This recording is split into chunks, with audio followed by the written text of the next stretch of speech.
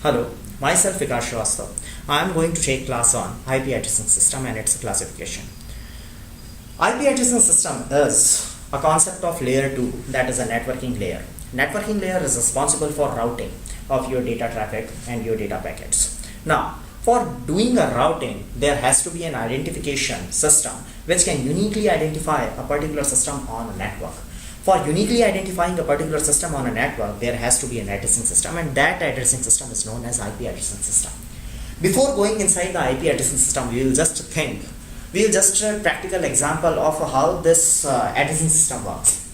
Our practical example is telephone directory, our telephone existing, that is a telephone numbering system. Nowadays everyone is using mobile systems, yeah, but still a lot many people are using telephone number systems. What is this telephone number systems? Everyone is in a small household and all the offices, they have their telephone devices installed there, and for those telephone devices they have a uniquely identified telephone number, that is a TID, and to identify a particular area there is a STD code. So your telephone number is nothing but it is a 10-digit entity. That 10-digit entity is divided into two parts. So that is, first is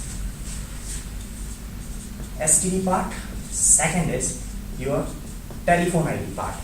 This STD part is having a concept of identifying area, and TID is nothing but your ID to telephone number.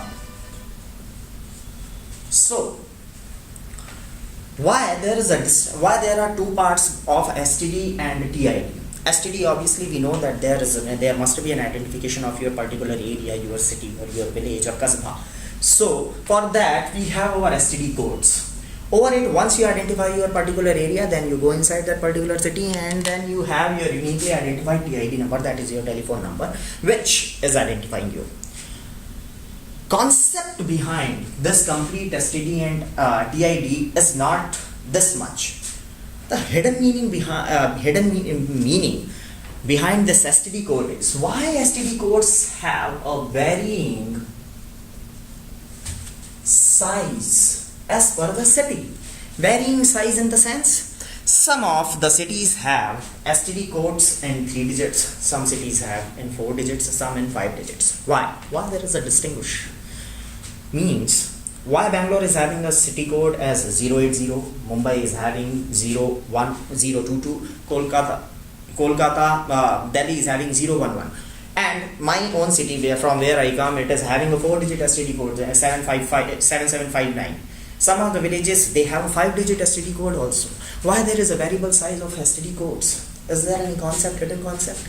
Some people say that it has to identify the areas. That is why we need to have a larger, because if we take only 3 digits, then we cannot be identifying all the cities and villages. Okay, then I'm fine. So take all the 5-digit STD codes. Why you have 3 digits only? If you go inside this complete phenomena, then you will understand that these two actually make 10 digits. Now, if you take inside your STD code, the cities which have a STD codes in a 3-digit actually are bigger cities. These cities have a large user base. So if your STD code is smaller, then your user base is bigger. How this is related? The smaller STD code you have, the bigger number you will be receiving for your user base. So if I'm having an STD code as a 3-digit for Bangalore, then I'll be having a 7-digit for uniquely identifying customer base in Bangalore city. That is the implicit meaning of having a smaller STD code and larger STD code. So your telephone system is having 4 points. First, it is a 10-digit system. Second, it has 2 parts, STD and TID. Third, it is a unique. Obviously, you cannot have a duplication of your telephone numbers, otherwise we will be calling wrong people. So it has to be unique. And fourth, it is having an implicit meaning that a city which is having a larger user base, its STD code is smaller. So this is very practical example which we have used day-to-day life. Same happened with our network IP addressing system. So what is this network IP addressing system?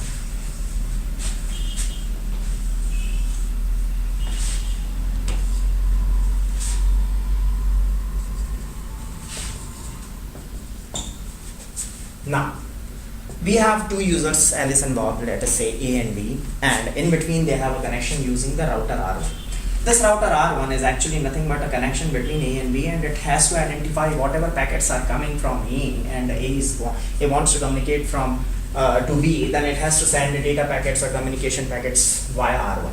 Now R1 must have an identification number or identification address for B to send the packet towards B. For that, your IP addressing system is also divided into two parts. First is NID, that is network ID. Second is HID, that is host ID. Now, what is network ID and host ID? It is nothing but the same as STD code and DID. If we take the implicit meaning, then your network ID is nothing but a STD code in sense of your telephone numbers, and host ID is nothing but your telephone numbers in sense of your telephone directory system. So STD code we used for area identification, network IDs we used for network identification, which network actually we are going to communicate to now. And host IDs, telephone IDs are unique numbers which has been given to you. Now same as host ID is a unique number which has been given to you, to your system or to your handheld devices. Those are the 2 digits. But your IP addressing system is does not consist of 10 digits. It consists of 32 digits. 32 bits, sorry, not digits, 32 bits. These 32 bits actually are divided into 4 octets.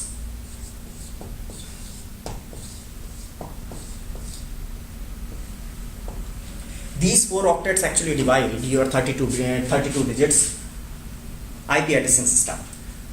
As 4 characteristics we have identified in telephone directory, same 4 characteristics identify your network IP addressing system. First, it is a 32-bit system. Second, it has 2 parts, that is a NID, and second is HID. Third, it is unique. It has to be unique throughout your world, throughout your complete phenomena. It has to be unique to uniquely identify your system. And the fourth and the last implicit meaning that wherever your customer base is high, wherever your user base is high, your network ID has to be smaller, same as your STD and TID. So wherever you have a larger user base, you will be having your network ID smaller and your host ID is bigger. Wherever you will have a smaller user base, then you will be having your network ID bigger and host ID is smaller. So according to the partition, your IP addressing system has been divided into 5 classes.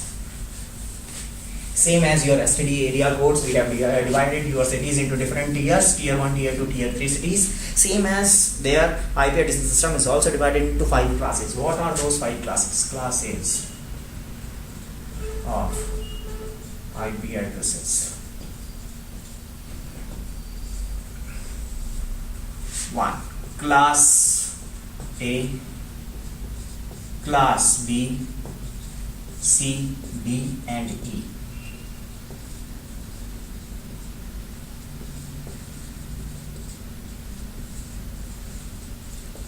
What are those Class A, Class B and Class C?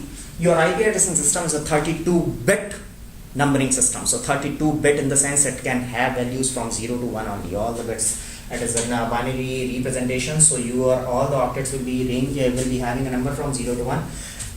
For this class, I am considering that all the students and whoever is listening, they are familiar with the bit pattern and a binary representation of all the bits and their conversion from bit binary to decimal. So I will be considering that binary to decimal conversion and binary representation is well known by the listener.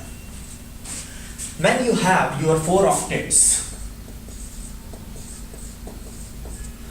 once your first octet is used for your network ID and rest of the octets are used for your host ID, then it is called class A. As simple as that. If you have only first octet occupying your system as your network ID and rest of the octets, 3 octets are used for your host IDs, then it is a class A addressing system.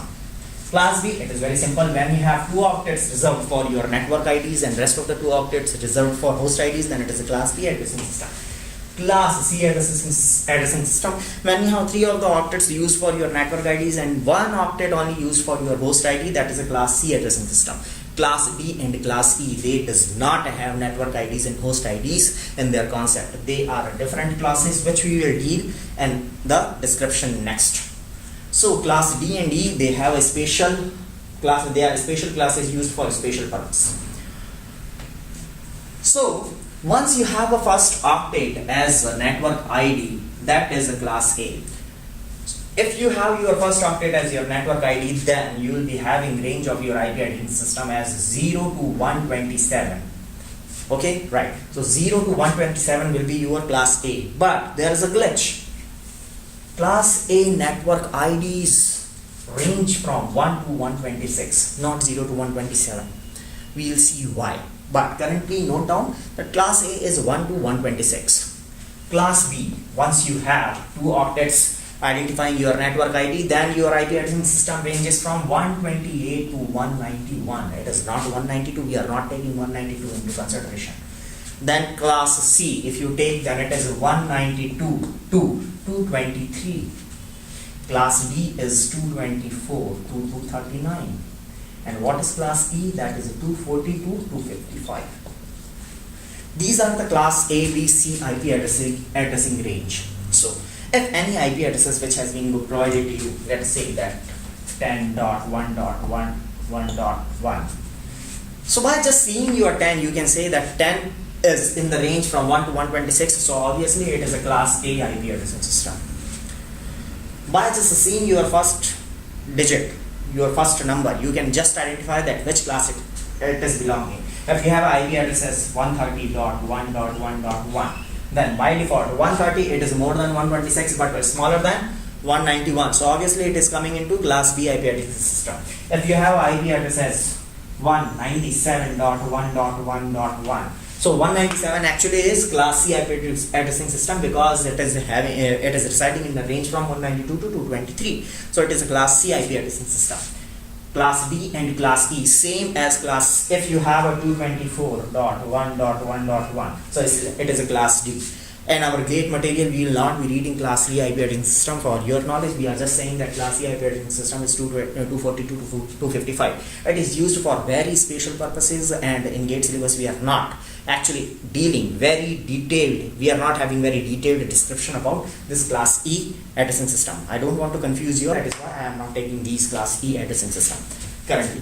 We will take all these four Class A, B, C, D addressing system in this session, Class E in the next session. So how this range comes? This is the decimal representation when you have 1 to 126 or 128 to 191, 191 to 192 to 223, like this. If you take a binary representation of 1 to 126, so how you will identify 1 in binary? That is 0, 0, 0, 0, 0, 0, 0, 1. That is your 1. 126 is 0, 1, 1, 1, 1, 1, 1, 0. So 1 to 126. How 128 comes into picture? 1, 0, 0, 0, 0, 0, 0, 0. That is 128. And what is 191? 1, 0, 1, 1, 1, 1, 1, 1. Like this. What is 192? 1, 1, 0, 0, 0, 0, 0, 0. And 1, 1, 0, 1, 1, 1, 1, 1. Okay.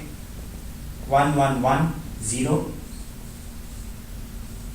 1, 1, 1, 0. Last is 1, 1, 1, 1. 1, 1, 1, 1, 1, 1, 1, 1. Now, this is the binary representation of your all the Class A, Class B, Class C IP addressing system. How this actually identifies your binary representation of your IP addressing system? See, the very interesting observation. In Class A, your first digit in binary representation is always 0. Okay, so if you have an IP address system which says that it is coming as 0, 1, 0, 1, 0, 1, 0, 1, 0, dot, something like that. Something like that. So just by seeing this particular IP addressing system, you can say that this is a Class A because your first digit is 0. For Class B, these two digits are 1, 0, complete range. For Class C, you have 110, all the starting 3 digits as 110.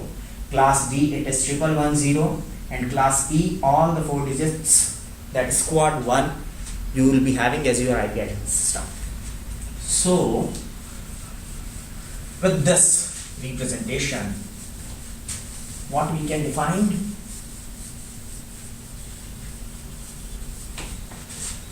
Your class A, class and binary A, B, C, D and E. A is nothing but 0, B is 10, C is 110, D is 1110, E is 1111. This is the binary representation. Decimal, you have a range that is 1 to 126, 128 to 191, 192 to 223, 224 to 239, 240 to 255. This is the range, and this is the table. You have to mark this table whenever you are, means you have to be thorough with this particular table, because in your GATE examination this table is going to help you a lot. This were the network ID part. What about the host ID part? In class A, you had 8 digits for your NID, okay, that we had taken for 1 to 126. Rest of the 24 digits are for host IDs. So these rest of the 24 digits, you can actually uniquely provide all the 2 to power 24 systems a unique IP addressing system. So total number of the networks which are residing in your class A is networks. Actually in class A is 2 to power, it should be 2 to power 7. Yeah. In total number of the addresses in your networks, total number of your networks in your class A is 2 to power 7. Why 2 to power 7? Because you had your first digit as 0 reserved. So 2 to power 7 networks you should be having. And total number of the host will be 2 to power 24, because 24 digits you have identified, you have reserved for your complete networks, and 24 you have reserved for your host IDs. Remember, make it a note in a red mark. In your IP addressing system, either in network ID or host ID, we are not allowed to use all zeros and all ones. 1 second.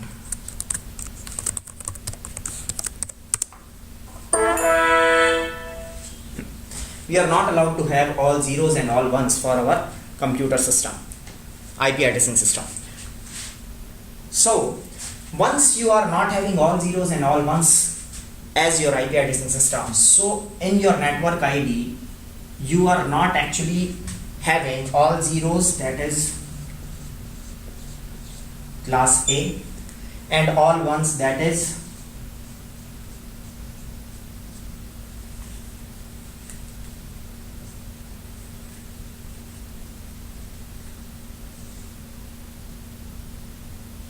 all zeros, and this is 127. This is all ones.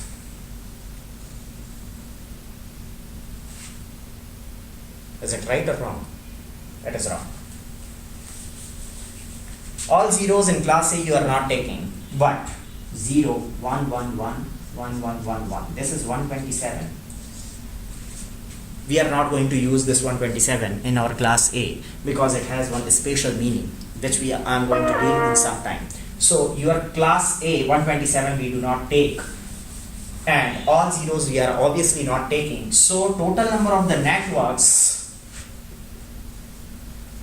in your class A is 2 to the power 7 minus 2. What will be the total number of hosts? 2 to the power 24 minus 2, because all zeros and all ones we are not taking in our IP addressing system. So for class A we have total number of networks 2 to the power 7 minus 2, and total number of hosts is equal to 2 to the power 24 minus 2. For class B, we have 16 digits for our network ID, that is ranging from 128 to 191. and 16 digits for our host ID. So total number of the networks in class B will be 2 to power 16. Is it right or wrong? It is definitely wrong. Why it is definitely wrong? Because you have seen in our class B, we have 10 as our reserved bit. Means starting two digits are actually reserved for class B identification. So total number of the networks which are presenting in class B is actually 2 to power 14. Two bits we have used for identification, and host is 2 to power 16 minus 2. Why? All zeros and all ones we do not take. Same in class C. In class C, how many digits are we having for network IDs? That is 24 for network IDs. And host ID we have actually 8 digits. So total number of the networks is equal to 2 to power 24. Is it right or wrong? It is wrong, because range for class C is 192 to 223, 110. These three digits are actually, 3 bits are actually reserved for class C. So we are having actually total number of the unique bits 2 to power 21, and host is 2 to power 8 minus 2. Why 2? All zeros, all ones not taken. So you understand why we are having actually 21 digits for class C, because 3 bits are actually reserved for 110 for class C, and our binary 192 to 223 IP address system. This is our range for class C. So class C is having total number of networks 2 to power 21 and host 2 to power 8 minus 2. Now we have class A, B and C. This class A, B and C actually we are going to provide IP addresses using these A, B, C only. We are going to provide IP addresses to our systems in the network. This will be the unique identification or unique IP addresses to all our systems. Assume class D and E we are not actually providing to our systems. Unique systems we are not providing, so we are not taking those numbers. Now, if you have IP addressing system only, IPv4, we are talking IPv4. So if you have IPv4 addressing system completely in our complete description, so total number of, at a time, total number of unique identified IP addresses which are present in your system is class A plus class B plus class C. This will be our total number for our complete unique IP addresses which are available to us using IPv4 addressing system. So for class A, we have total number of the IP addresses 2 to power 7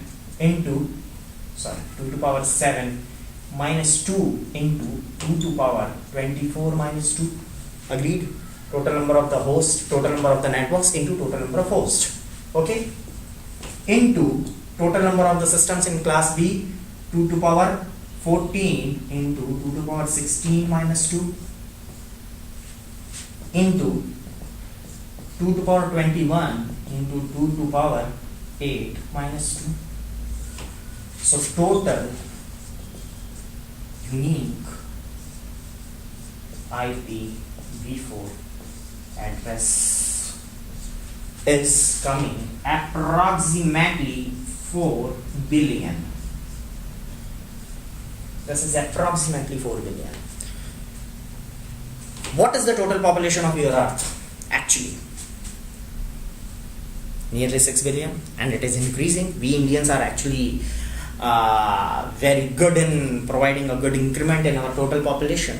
So 4 billion of total population is exceeded by 4 billion. We have a 6 billion population and it is still increasing. We have total number of communication handheld devices and PDAs and all, each and internet of everything is the new future, and with that we need to identify each and every gadget uniquely. For that, this 4 billion is sufficient?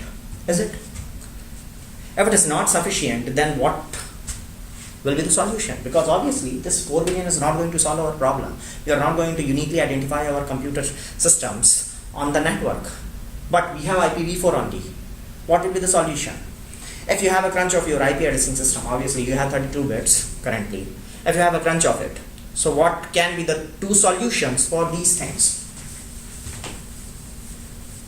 So you understand that there is a problem with our current IPv4 addressing system till now, whatever we have read.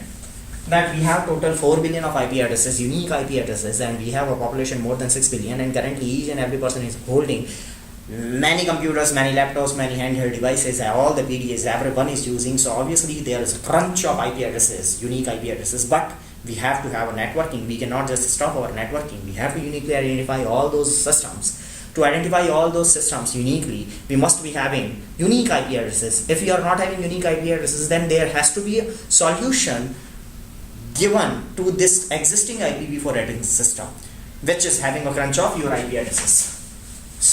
So those solutions are: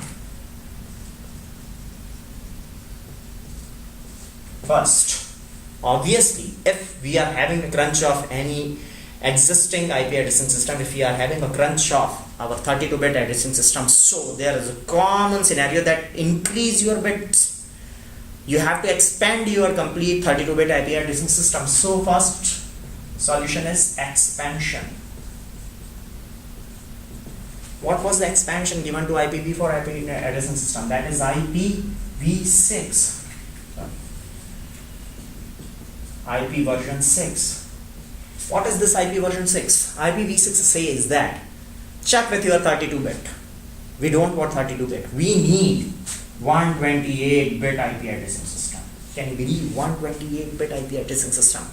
And that too, these 128 bits are actually not classified in IPv6 addressing system, and all the 128 bits are used to uniquely identify your system.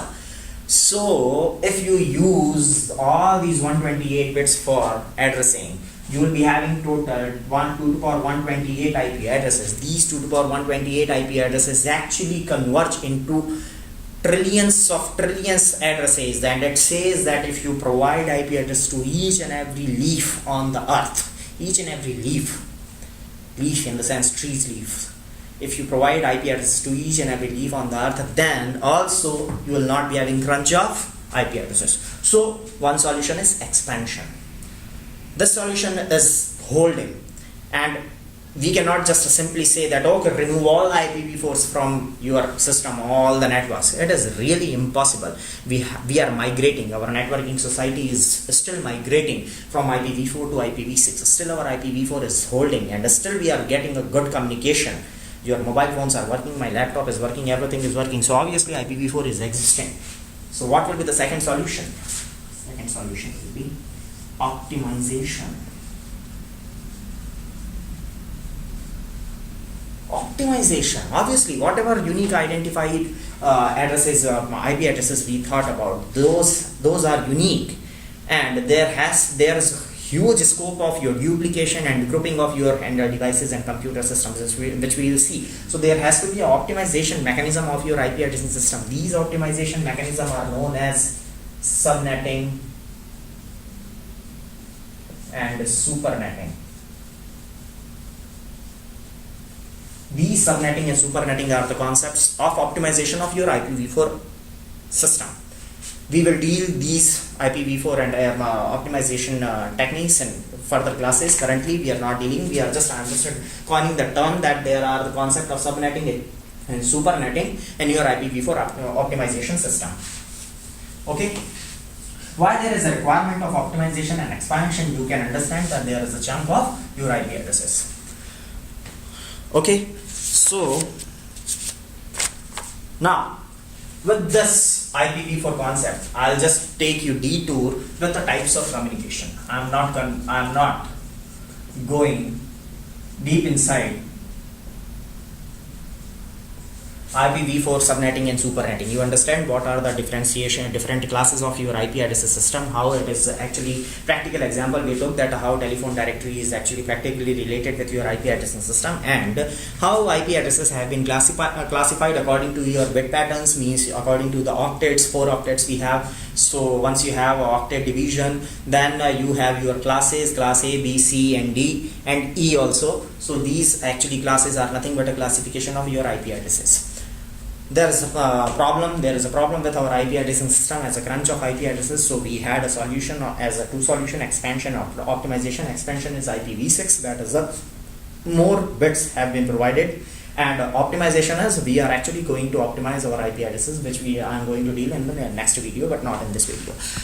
For a smaller duration, I'll just cover what are the modes of communication, types of communication in our complete networking paradigm, how we have different communication types. So types of communication actually divided into 4 parts. First is unicast. Second is broadcast. Third is multicast. And fourth is anycast. Remember, these are the 4 types of communication which you are going to have in any of your real-time example also. Unicast, broadcast, multicast, and anycast. Unicast, that's a point-to-point connection. I have a telephone mobile number and I want to talk to my single friend, best friend, or girlfriend, then I'll be just dialing to him or her. That is a direct call. I'll not be engaging with all my friends, and I'll not be calling to other girlfriends also. I'll be just talking to my single girlfriend. So that is a unicast system. Unicast system says that I have a unique number and you are also having a unique number. Once we have a unique number, I know your unique identification. I'll just pick that unique identification and call you. So unicast is nothing but a point-to-point communication. One system which is having an IP address and another system which is also having an IP address, and they have a link between them, a router or a dedicated line, then they can directly communicate with each other using their own IP addresses. They're using a source and destination IP addresses, and they'll send the packet. That is a unicast IP address system. It's a point-to-point, simple, A to B. Now, what is a broadcast? Broadcast is nothing but it's like a leader. It actually says that whatever I am saying, it has to be broadcasted. It has to be listened by each and everyone. I have to populate my data, whatever I am sending it. I have to populate to all the users which are connected to me. That is a broadcast. I don't want to choose a particular person. I don't want to choose a group of people. I want each and everyone to listen that whatever I want to say. So that is a broadcast communication system. What is this broadcast? How this broadcast communication system works? Simply say that whenever in an example, in a point-to-point communication system, what we do actually in point-to-point communication system, A and B are there in point-to-point. So what happens? A prepares a data. It holds the source IP, means its own IP address, and then it holds the destination IP, that is the IP address of your B, and it sends the data to B. Now B receives the data. It checks whether it has the data packet is having its own destination address, its own IP address as destination. If it is having, then obviously this data is belonging to me, and whatever from where it came, it will check the source IP. It is okay, it is coming from me, and it will read the data. This is a point-to-point communication. Now let us assume that A is having 1,000 of communications, neighbors, 1,000 neighbors A is having.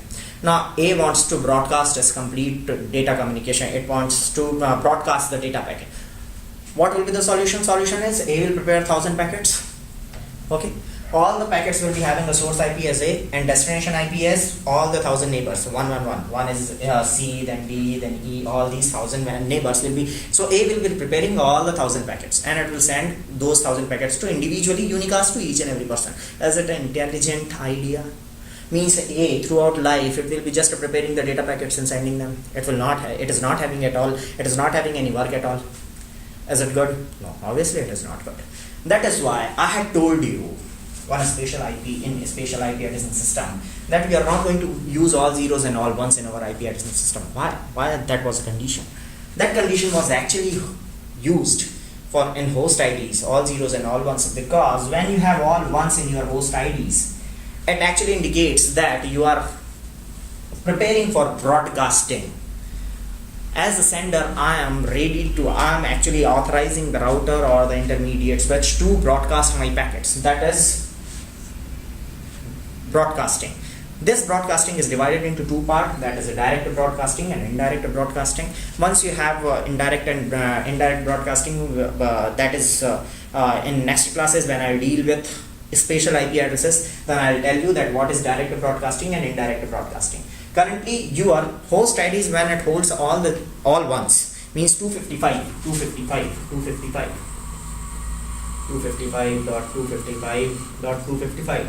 Once this IP address is there in your host ID, in your host pattern, then your router in between, it sends that it is a broadcast packet. If it is a broadcast packet, then it is the router's responsibility to duplicate it and send it to each and every link which is connected to it. So this is a indirect broadcasting, that is a limited broadcasting, not indirect, limited broadcasting. But once you have your particular network node, means network ID in your broadcasting packet, that is 191.255.255.255, means all host IDs are ones, then router sends that whatever network in 191 is there and whatever hosts are there connected to in 191, all the hosts should be receiving this particular broadcast packet which has been sent by A. That is directed broadcasting. Okay, now what is multicast? Multicast is a selection of group. Let us say that as being we have in our college I have a best friend group, BFFs are there. Then I have GFs, all the girlfriends in one group, all my best friends in one group. So these are the groups which I choose to talk.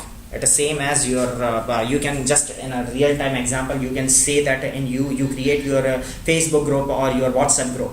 So those groups you create as per your you can say your communication criteria, that you wanted to talk particularly these items with that particular group, these items with that particular group. So actually those are not items, actually those are the attributes you wanted to provide, attributes or feature you wanted to provide that particular group, that okay, I'll be communicating all these things with you only, I'll be communicating all these things with that particular group only. So this is the extra attribute has been provided to you in a group.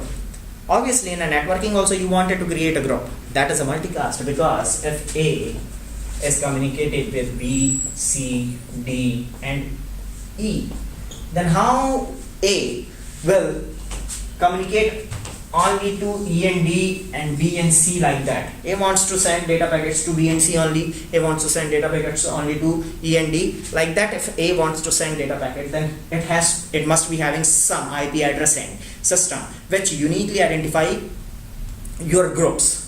And here comes your class B IP addresses. I told you IP addressing has been divided into 5 classes, A, B, C we have seen. Where was the class D? Class D is used for multicasting. Class D IP addresses is actually provided to your groups which is registered in your routing table entries. So let us say that A is having 2 groups, B and C and D and D. So BC will be having a group ID as 224.1.1.1 and DE will be having an IP address of 224.1.1.2. What is 224? 224 is nothing but your class D, because your class D address range was 224 to 239. So all the IP addresses which are coming in the range from 224 to 239 is actually class D IP addresses. What these class D IP addresses have? They are used for multicasting. Once your packet, let us say A prepares a packet which is holding data, then IP address of source IP and destination is 224.1.1.1. What will happen? Once this packet goes to this router is having actually a table entry. This table entry holds your multicasting addresses. This is your group table. It holds the IP addresses 224.1.1.1. And what are the members inside it? One is B and one is C. These are the 2 members which are actually residing under 224.1.1.1 and their respective IP addresses. FB is having IP addresses 157.1.1.1 and 157.1.1.2. So like that.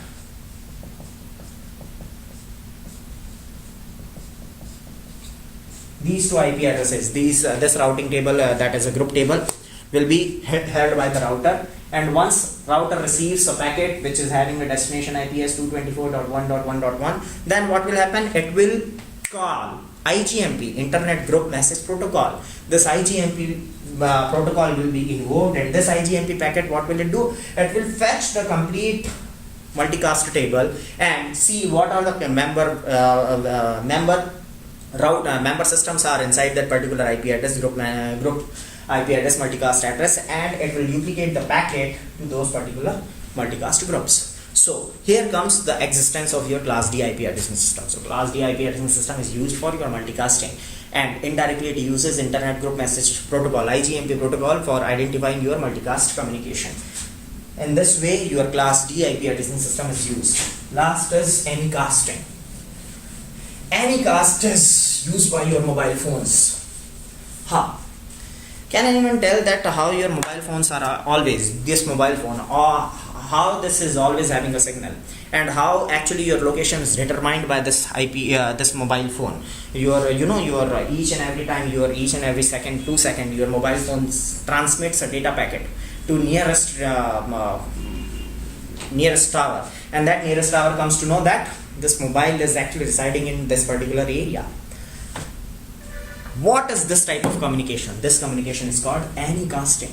Anycasting is, it means that I'll transmit, my work is to transmit, I'll transmit whatever my location and whatever my communication packet I wanted to. Now it is the receiver's responsibility to receive it. That is Anycasting. Anycasting in the sense, I don't know who is the receiver, but I'm casting it.